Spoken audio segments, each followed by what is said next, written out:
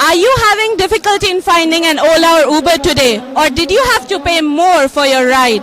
Well, the answer is because, you know, all the drivers of Ola and Uber cabs are out here at Jantar Mantar.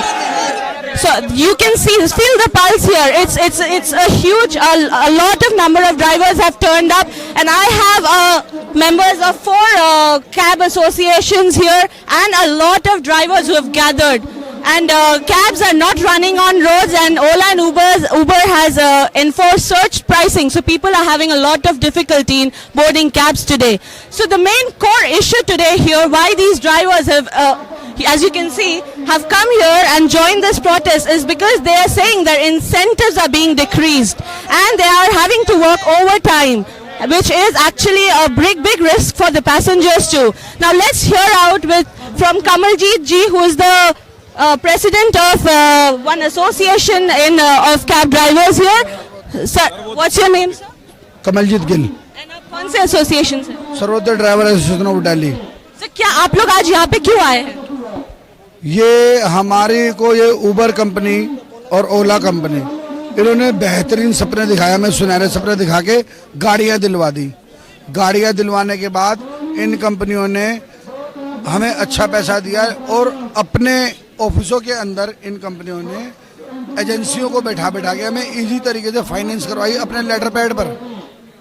और जब इन कंपनियों ने हमें गाड़ियां finance करवा दी और जब पूरी पब्लिक को पता लग गया कि ओला कंपनी उबर कंपनी ऐप से ऐसे गाड़ी मिल जाती है, तो इन्होंने सिर्फ हमें 5,000 का फ़ोन दिया और गाड़ियां डलवा दी हमारी 5-6 लाख रुपए की। जब सारे लोगों को पता लग गया कि आज की डेट में ओला और उबर से गाड़ियां मिलने लग गई है, धीरे धीरे अपनी गाड़ियां लेकर आने लग गए। आज इनकी 10 गाड़ियां खड़ी होती हैं, हमारी इनकी 1 गाड़ी आती है, ड्यूटी लेके जाती है। जब तक इनकी गाड़ियों को प्रॉपर ड्यूटी नहीं मिल जाती, हमें ड्यूटी नहीं मिल रही है। और अब इन्होंने 6 रुपए किलोमीटर कर दिया है और 25% कमीशन, यानी कि हमें 4.5 रुपए पर किलोमीटर मिल रहा है। हमें एक गाड़ी को चलाने का खर्चा 4.5 रुपए किलोमीटर पड़ता है। और दूसरा ये है कि अगर कोई कंपनी ऑन ड्यूटी, इस कंपनी के अंदर ऑन ड्यूटी कोई मर जाता है, उसको एक कंपनसेशन देने के लिए मना कर दिया। हम उबर ऑफिस गए, हमने बात करी कि हमारा ड्राइवर नजरुल अभी BMW कांड में मारा गया। हमने बोला आपका, कह रहे हमारी कोई ऐसी पॉलिसी नहीं है, हमारी ऐसी कोई पॉलिसी नहीं है। हमने बोला ठीक है, आपकी पॉलिसी नहीं है, आप हमारे सारे ड्राइवरों में से 20-20 रुपए काट कर उसके परिवार को दे दो, उसके बच्चे पल जाएंगे।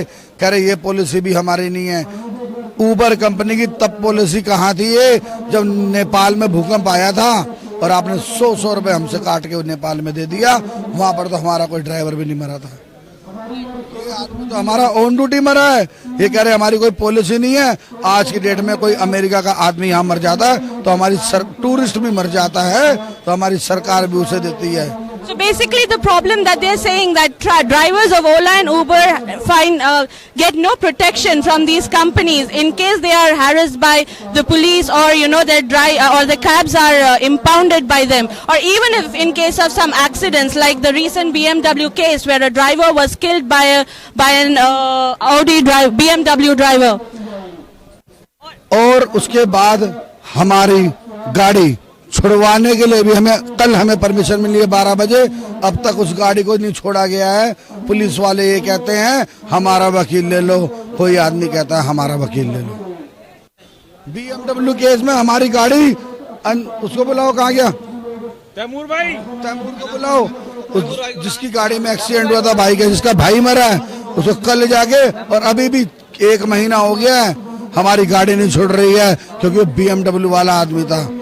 वो BMW का मालिक है, उसने अपनी 1 करोड़ की गाड़ी वसंत विहार पुलिस स्टेशन में रखी हुई है। अभी तक हमारी वैगनआर गाड़ी नहीं छुटी। 25 दिन बाद इंश्योरेंस कंपनी क्लेम नहीं देगी, क्या होगा? हम चाहते हैं उसके बीवी बच्चों को आप, ये तैमूर, इनकी गाड़ी नहीं छूटी अभी तक। He is one of the victims. His name is Taimur. Let's listen to him. क्या प्रॉब्लम है भैया? मेरा गाड़ी एक्सीडेंट हो गया है। मेरे को प्रॉब्लम ये है, मुझे गाड़ी नहीं मिल रहा है और मेरे को गाड़ी मिल जाए, मेरे को ड्राइवर का हर्जाना मिल जाए गाड़ी का खर्चा मिल जाए। हमको ये रिक्वेस्ट है कि हमको ये सब चाहिए। क्या हुआ था एक्सीडेंट? किसका फॉल्ट था? फॉल्ट BMW वाले का था। BMW का फॉल्ट था। BMW पीछे से आके हमारे वैगनर में हिट किया, काफी स्पीड में था, जिसमें मेरा ड्राइवर डेथ हो गया। और वो क्योंकि बड़े लोग हैं BMW, तो हमारी जो वैगन आर गाड़ी जो उतली, वो गाड़ी अभी तक नहीं छूटी, 1 महीना हो गया। हम लोगों ने उस दिन भी सभी ड्राइवर भाइयों ने वसंत विहार थाने का घेराव करके तब वो पकड़ा गया था, जिसने BMW के चालक ने, जिसने इनके ड्राइवर को रात को 11:30 बजे पीछे से टक्कर मार के मारा था। ये है वो। ये गाड़ी का हाल हुआ है, पीछे से गाड़ी है, ये लो, ये लो। So these people, the associations are claiming that there are at least 270,000 drivers only in Delhi NCR, and they are suffering a lot. However, the Transport Department says that the Transport Department of Delhi says that they have only around 50,000 registered vehicles under Ola and Uber, which is, I think, not a real reflection of the number of cars actually on road today. Now let us speak to some of the drivers here and जब तक हमारी गाड़ियां 5 साल तक free नहीं हो जाती है, या तो ये कंपनियां अपनी गाड़ी लानी बंद करे या हमारी गाड़ियों की सबकी इंस्टॉलमेंट उतरवा दे। आज इस कंपनी के 6 रुपए किलोमीटर करने की वजह से हमारी गाड़ियां फाइनेंसर उठा के लेके जाने लग गए हैं, क्योंकि यही इस कंपनी का अब सिद्धांत बन गया है कि इनकी गाड़ियां फाइनेंसर ले जाएंगे, हम अपनी गाड़ियां चलवाएंगे। तो ये कंपनी की पॉलिसी है जो हम नहीं चलने देंगे। आप खुद बताओ, 3 रुपए किलोमीटर, 6 रुपए किलोमीटर में से ये 25% कमीशन काटते हैं। अगर 2 लाख आदमी काम करते हैं तो सिर्फ 50,000 आदमी इन कंपनियों के लिए काम कर रहे हैं। हमारी गाड़ियों की 3-3 किस्तें बाउंस है। यहाँ पे जितने भी ड्राइवर भाई आए हैं, कोई भी ऐसा ड्राइवर भाई नहीं है जिसकी 1 या 2-3 किस्तें बाउंस ना हो। हम लोग इतने परेशान होके आज गाड़ी चलाने के लिए जो टाइमिंग है इनका, ये जो 24 आवर्स जो दे रहे हैं, एक ड्राइवर अगर 24 घंटे गाड़ी चलाता है तो उसके शारीरिक प्रॉब्लम जो होगी उसको वो कैसे पेयर करेगा। 24 घंटे गाड़ी चलाने के बाद वो बंदा काम करके सिर्फ 2200 रुपए आता है उसके पास, और गाड़ी की रनिंग होती है 400 किलोमीटर पर डे, और एक गाड़ी को चलाने के लिए जो CNG का खर्चा आता है वो आता है 1000 रुपए, 900 रुपए, 800 रुपए के समथिंग। ठीक है, इसके बाद 2200 रुपए आने के बाद एक गाड़ी का किस्त एवरेज से 800 रुपए पर डे के हिसाब से 1400 रुपए, 1600 रुपए तो खर्चा आ जाता है। 2200 रुपए में अगर एक ड्राइवर की 700 रुपए, 500 रुपए बचाएगा तो उसके बच्चे के फीस कहाँ से जाएंगे, उसकी क्वालिफिकेशन कहाँ से होगी, उसके घर का मकान का रेंट कहाँ से जाएगा। इस चीज को फॉलो करने के लिए हम सारे ड्राइवर भाई एकत्रित हुए हैं, ना कि इसमें हमारी कोई लड़ाई है। हमें जो इंसाफ चाहिए वो हमें चाहिए, क्योंकि हमें 1 मिनट उबर ने हमारे से प्रॉमिस किया था कि एक ड्राइवर को आपको कम से कम 50,000 रुपए या मिनिमम 40,000 रुपए मिलेगा। 40,000 रुपए आपकी इनकम प्रॉफिट होगी, सब कुछ लेस करके। आज की डेट में इनकम प्रॉफिट जो है सब कुछ लेस करने के बाद 4,000 रुपए महीने में बचा है हमारे को, सिर्फ ओनली फॉर 4,000, ना कि 40,000, ना कि 50,000। ये हमारे ड्राइवर भाइयों को ये आश्वासन दिया गया था कि आपको हर खर्चा काटने के बाद 50,000 रुपए, मिनिमम 40,000 रुपए आपको हर महीने की इनकम होगी, हर खर्चे को काट के, जो कि आज की डेट में हमारे लिए ना तो 4,000 रुपए भी इकट्ठा करना बहुत भारी बात है।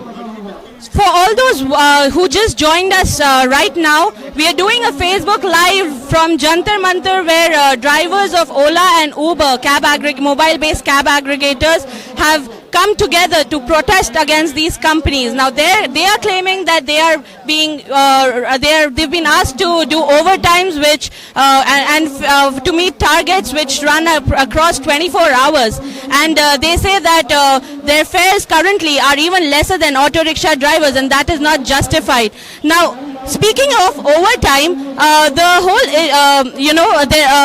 these drivers are claiming that companies set targets for which, if you are to meet which you have to, there's no other option but to to work for 24 hours at a stretch. Now that actually is also very dangerous for the passengers who board these cabs. आप में से आप driver हैं? आप कहाँ पे कितने time से चला रहे हैं? 2 साल से। आपको क्या, आप क्यों आए? मैं फरीदाबाद से हूँ। मेरी गाड़ी की 2 किस्तें ड्यू चल रही हैं और इन कंपनियों ने 1.5 लाख का हमें 1.5 लाख रुपए का पर मंथ कमाने का हमें लालच देकर हमसे गाड़ियाँ निकाल। अभी इन्होंने खुद की इतनी गाड़ियाँ कर ली हैं। हमारी वहाँ पे 50 गाड़ियाँ खड़ी रहती है और इनकी गाड़ी आती है और ड्यूटी लेके चली जाती हैं। हमको ड्यूटियाँ मिलती नहीं हैं, तो हम बहुत परेशानी इसलिए यहाँ पे आए हैं। Okay, so this is one important point which he raised, is that these cab aggregators started their business around 3 years ago, and that time it was a very driver-driven market where all these drivers who've come here to protest were attracted or lured by giving big incentives, which now are being decreased by these companies. Now the problem here is that earlier these cab drivers had their own cars. Now they were being lured, but now these companies have brought their own cabs now, and they are given the preference. जी यही problem है ना, उनके खुद के cabs जो है उनको preference दिया जाता है। अभी जब से कंपनियां आई हैं तब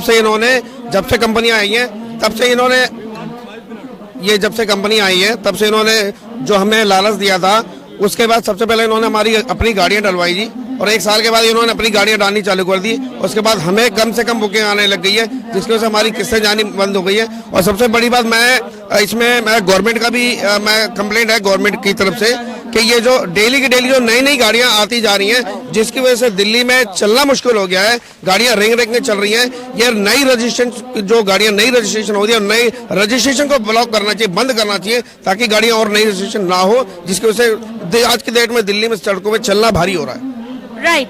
So this sir raised an important point here, that there is no limit or there is no cap on the number of cabs that are coming in, the new cabs that are coming in Delhi NCR, which actually also raises a lot of safety concern. Now recently Hindustan Times did a story in which we said that in which the transport department also sort of accepted that the Ola share or the Uber pool facility that is provided by these companies is actually in violation of the Motor Vehicles Act 1988. So now we have a cab driver who's been with Ola or Uber for ever since its inception in Delhi NCR. Let us hear. Sir, कैसे evolve हुआ है 3 सालों में, क्या बदलाव आया drivers के लिए? शुरुआत में क्या था और अभी क्या हुआ है? मैम, शुरुआत में हमें लालच दिया गया था 1 लाख से 1.5 लाख रुपए पर मंथ इनकम का। हम में से सारे ड्राइवर कुछ ना कुछ कर रहे थे और अच्छा कर रहे थे, हम अपनी लाइफ के साथ खुश थे। ओला उबर के आने के बाद हम ड्राइवर्स भाइयों ने लोन पे लेके, किसी ने अपने जेवर बेच के, किसी ने अपनी जमीनें बेच के थोड़ा सा पैसा, पहले हमें बैंक के लोन नहीं देती थी, बैंक हमें लोन नहीं करती थी।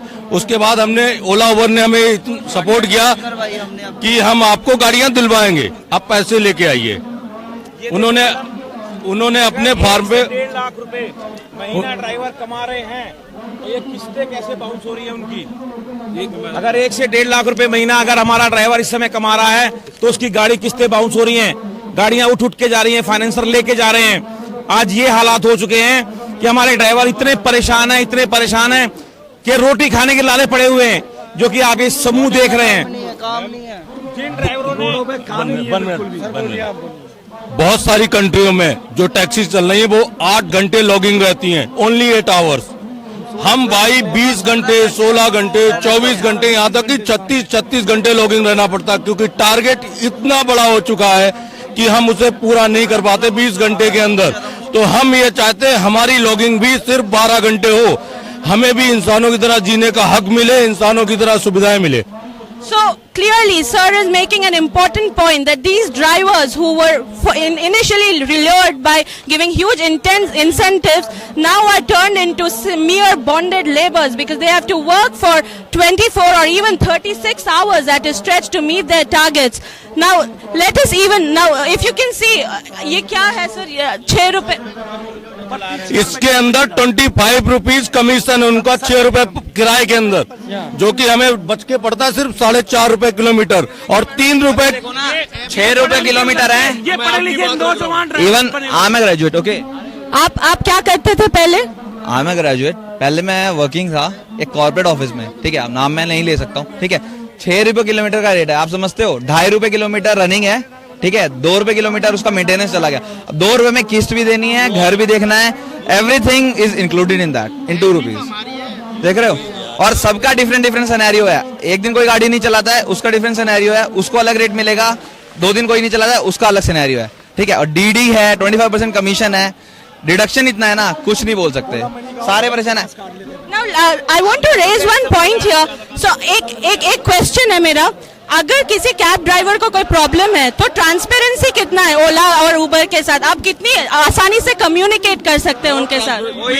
कोई सपोर्ट नहीं है, बिल्कुल भी। इवन अगर कोई कंप्लेन कर देता है, वो ये भी नहीं देखते कि वो जेन्युइन है या नहीं है, वो वेरीफाई नहीं करते हैं कि वो जेन्युइन है या नहीं है, वो तुरंत डिडक्ट करते हैं। 500 रुपए का डिडक्शन मारते हैं, पेनल्टी लगाते हैं ड्राइवर को। अब आप सोचो 6 रुपए किलोमीटर बंदा गाड़ी चला रहा है, 1000 रुपए 1200 दिन में बचा रहा है, उसमें 500 रुपए उसको वहीं डिडक्ट कर, तो उसकी हिम्मत कहाँ से आएगी? मैं एक बहुत सिंपल क्वेश्चन पूछना चाहती हूँ, so that our viewers get an idea of how their income was when Ola and Uber had started 3 years ago and what is the condition now. Sir मेरा प्रश्न ये है कि जब ओला उबर शुरू हुआ था दिल्ली एनसीआर में, तब एक ड्राइवर की इनकम हाथ में सब कुछ काट कूट के कितना आता था और अभी कितना आता है? मैम जब स्टार्टिंग हुई थी तो सारा खर्चा निकाल के अप्रोक्सीमेटली 30,000 रुपीज हमें बच जाता था, जिससे हमारे परिवार का खर्चा बहुत आराम से चल रहा था, ठीक है। लेकिन इस समय हम टोटल 30,000 रुपए कमा पा रहे हैं गैस का खर्चा निकालने के बाद, टोटल, जिसमें कि हमारी मेंटेनेंस रनिंग रहना पड़ता है। प्लीज यार 18 घंटे ऑन रहना पड़ता है। सुबह प्लीज 2 मिनट दे दो, 2 मिनट बोल लेने दो। सुबह 4 बजे ऑन करते हैं, अगले दिन रात के 2 बजे तक हमें ऑन रहना पड़ता है। उसके बाद हमारा काम 1000 रुपए का होता है। हम इन कंपनियों से ये चाहते हैं कि हमें भी इंसान समझा जाए, हमारी गाड़ी ऑटोमेटिक 12 घंटे में लॉग ऑफ हो जाए। कोई भी ड्राइवर 12 घंटे से काम ज्यादा नहीं करेगा तो सबको बराबर काम मिलेगा। और हम चाहते हैं कि कम से कम हमें जो चाहिए 15 रुपए किलोमीटर मिनिमम चाहिए, हमें इनकी भीख नहीं चाहिए, हमें इनका टारगेट नहीं चाहिए। So I'll briefly summarize, we are here, for those who joined us again, please like and comment and share our video here. So we are at Jantar Mantar right now, where cab drivers of Ola and Uber have come together to protest against these companies. Now I'll briefly summarize what are their demands. One, they want the minimum fare, which is currently 6 rupees, even lesser than the auto rickshaws. They want it to be increased. Secondly, they want a limit on the number of cabs plying in Delhi NCR, because right now they say the numbers run up to even 1.5 lakh, whereas the public transport, the Delhi Transport Department states, says that around 50,000 of them are only plying. Thirdly, they want fixed hours for their service. Right now they have to ply for around 24 to 36 hours non-stop. Now they are demanding that they want to drive for a fixed duration for 12 hours and be paid according to that. And और कुछ उबर ने America के अंदर 8 घंटे कर रखे हैं। उबर का एक ड्राइवर अभी आया था दिल्ली में, जिसको मैंने घुमाया था दिल्ली में, तो उन्होंने ये बताया कि हम सिर्फ 8 घंटे लॉगिंग रहते हैं और 8 घंटे के अंदर उनकी अर्निंग थी $500 to $600। हम उतनी अर्निंग नहीं चाहते, हम चाहते हमें भी इंसानों की तरह जीने का हक मिले, हमारे बच्चे भी सरवाइव करें, अच्छी एजुकेशन लें, तो हम ये चाहते थोड़ा सा उन लोगों को हमारे लिए। Now let us move towards the main protest site where everybody has come together. As you can see, a lot of Ola and Uber drivers have come here, and all of them have just these demands which we stated. So, and all of you who have joined us today, right now, you know why you're not getting an Ola or Uber today, or why you're having to pay extra for your rides. That's because all the drivers of Ola and Uber are out here at Jantar Mantar protesting. आप driver है?